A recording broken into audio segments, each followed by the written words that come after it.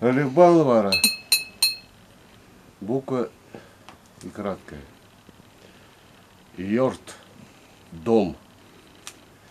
Стеклянного дома хозяин не бросит в соседа камень. В татарском языке есть два слова, обозначающие дом. Это йорт и ой. Оба слова обозначают место проживания человека.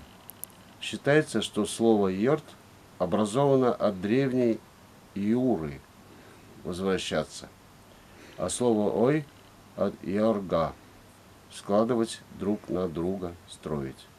Ой – это пространство внутри дома, связанное с уютом, теплом, очага, семейными отношениями. А йорт – это здание вообще, жилое ли, нежилое, комплекс, состоящий из ой и дворовых строений. Как правило, это амбар, абзар, хлев, баня, а также палисадник перед домом, где пышными цветом цветут черемуха, рябина, сирень, многочисленные растения. По поверьям татар, каждый дом и двор имели своих духов, покровителей. Иялер, ой анасе, йортан атасе, монча и ясе, абзар атасе, амбар и ясе. Они помогали человеку в повседневной жизни, оберегали.